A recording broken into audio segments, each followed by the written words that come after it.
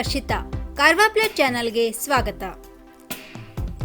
ಜನವರಿ 28ರಂದು ಕೂರ್ಮಗಡ ದ್ವೀಪದಲ್ಲಿ ನಡೆಯುವ ನರಸಿಂಹ ದೇವರ ಜಾತ್ರೆಗೆ ಎಲ್ಲ ಸುರಕ್ಷಾ ಕ್ರಮಗಳನ್ನು ಕೈಗೊಳ್ಳಬೇಕು ಎಂದು ಶಾಸಕಿ ರೂಪಾಲಿ ನಾಯ್ಕ್ ಹೇಳಿದರು. ತಾಲೂಕು ಪಂಚಾಯಿತಿ ಸಭಾಭವನದಲ್ಲಿ ಸೋಮವಾರ ವಿವಿಧ ಅಧಿಕಾರಿಗಳ ಸಭೆ ನಡೆಸಿ ಅವರು ಮಾತನಾಡಿ, ಅವರು ಜಾತ್ರೆ ಸಂದರ್ಭದಲ್ಲಿ ಯಾವುದೇ ನಿರ್ಲಕ್ಷ್ಯ ಸಲ್ಲದು ಎಂದು ಎಚ್ಚರಿಸಿದರು. ಜಾತ್ರೆಗೆ ತೆರಳಲು ಭಕ್ತರು ದೋಣಿ ಹತ್ತುವ ಹಾಗೂ ಇಳಿಯುವ ಸ್ಥಳದಲ್ಲಿ ಪೊಲೀಸ್ ಸಿಬ್ಬಂದಿ ನಿಯೋಜಿಸಿ ಪ್ರತಿ ಪ್ರಯಾಣಿಕನ ಮಾಹಿತಿಯನ್ನು ಪಡೆದುಕೊಳ್ಳಬೇಕು. ದೋಣಿ ಹತ್ತಲು ಬೈತ್ಕೋಲ್ ಒಂದು ಕಡೆ ಮಾತ್ರ ವ್ಯವಸ್ಥೆ ಮಾಡಬೇಕು. ಖಾಸಗಿ ಹಾಗೂ ಪರವಾನಗಿ ಇಲ್ಲದ ದೋಣಿಗಳು ಅಂದು ಜನರನ್ನು ತುಂಬಿಕೊಂಡು ಸಮುದ್ರಕ್ಕೆ ಇಳಿಯದಂತೆ ಜಾಗೃತಿ ವಹಿಸಬೇಕು ಎಂದರು. ಸುಸಜ್ಜಿತ ಬೋಟ್ಗಳಲ್ಲಿ ಮಾತ್ರ ಜನ ಸಾಗಿಸಬೇಕು. ಬೋಟ್ಗಳಲ್ಲಿ ನಿಗದಿಗಿಂತ ಹೆಚ್ಚು ಜನರನ್ನು ಒಯ್ಯಬಾರದು. ಎಲ್ಲರಿಗೂ ಕಡ್ಡಾಯವಾಗಿ ಲೈಫ್ ಜಾಕೆಟ್ ವ್ಯವಸ್ಥೆ ಇರಬೇಕು. ಹಿರಿಯರು ಹಾಗೂ ಮಕ್ಕಳ ಬಗ್ಗೆ ತೀರಾ ಕಾಳಜಿ ವಹಿಸಬೇಕು.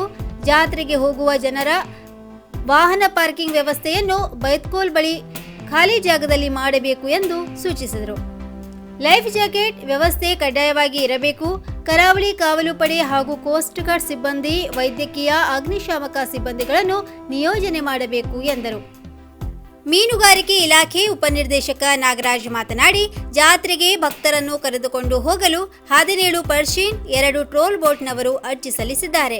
ಅವರೆಲ್ಲರ ದಾಖಲೆಗಳನ್ನು ಪರಿಶೀಲಿಸಿ ಅನುಮತಿ ನೀಡಲಾಗುವುದು ಎಂದರು.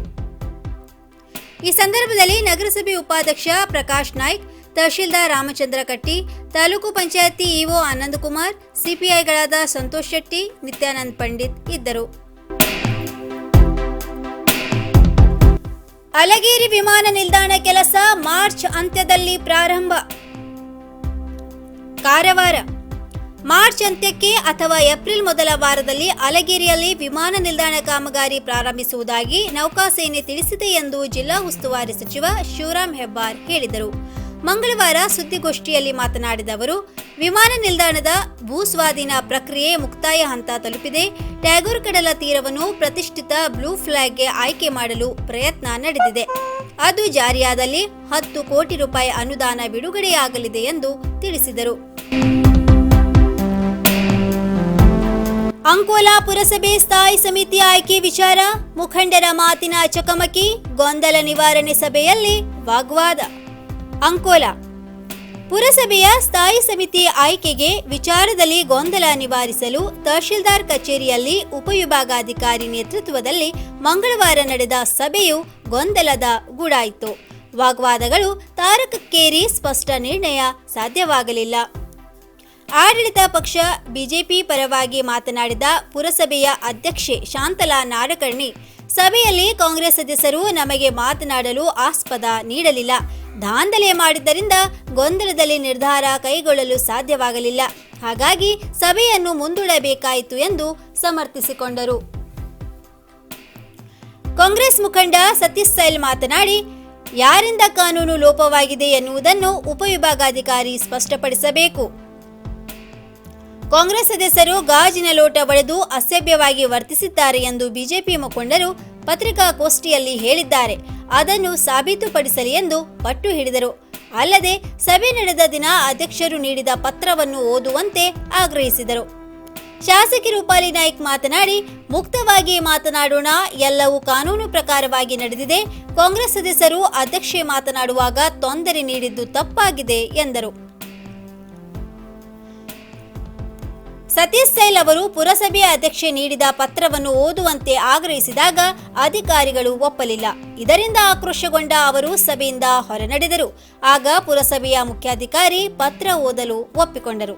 ನಂತರ ಮತದಾನದ ಪ್ರಕ್ರಿಯೆ ಕುರಿತು ಚರ್ಚೆಯಾಗುತ್ತಿದ್ದಂತೆ ಶಾಸಕಿ ಮತ್ತು ಸೈಲ್ ನಡುವೆ ವಾಗ್ವಾದವಾಯಿತು. ಈ ನಡುವೆ ಡಿವೈಎಸ್ಪಿ ಅರವಿಂದ ಕಲಗುಜ್ಜಿ ಹಾಗೂ ಸತೀಶ್ ನಡುವೆಯೂ ಮಾತಿನ ಚಕಮಕಿ ಉಂಟಾಯಿತು.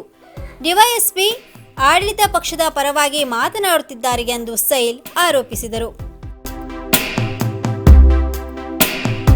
ಯಲ್ಲಾಪುರ ಮಾನ್ಯ ಕಾರ್ಮಿಕ ಖಾತೆ ಸಚಿವರಾದ ಶ್ರೀ ಶಿವರಾಮ್ ಹೆಬ್ಬಾರ್ ಅವರು ಇಂದು ನಂದೊಳ್ಳಿ ಗ್ರಾಮದಲ್ಲಿ ಜಲ್ ಜೀವನ್ ಮಿಷನ್ ಯೋಜನೆ ಅಡಿಯಲ್ಲಿ ಮನೆ ಮನೆಗೆ ಕಾರ್ಯಾತ್ಮಕ ನಲ್ಲಿ ನೀರು ಸಂಪರ್ಕ ಕಾಮಗಾರಿಗೆ ಅಡಿಗಲ್ಲು ಪೂಜೆ ನೆರವೇರಿಸುವುದರ ಮೂಲಕವಾಗಿ ಚಾಲನೆ ನೀಡಿದರು.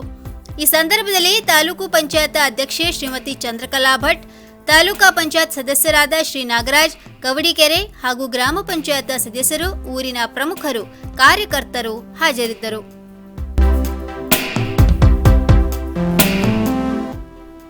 ಇನ್ನು ಮತ್ತಷ್ಟು ಸುದ್ದಿಗಾಗಿ ಕಾರ್ವಾರ್ ಪ್ಲಸ್ ವೀಕ್ಷಿಸಿ. ನೀವು ಯೂಟ್ಯೂಬ್ ಅಲ್ಲಿ ನೋಡ್ತಿದ್ದೀರಿ, ಸಬ್ಸ್ಕ್ರೈಬ್ ಮಾಡಿ, ಬೆಲ್ ಐಕಾನ್ ಕ್ಲಿಕ್ ಮಾಡಿ. ಫೇಸ್ಬುಕ್ ಪೇಜ್ ಅಲ್ಲಿ ನೋಡ್ತಿದ್ದೀರಿ, ಫಾಲೋ ಮಾಡಿ. ಧನ್ಯವಾದಗಳು.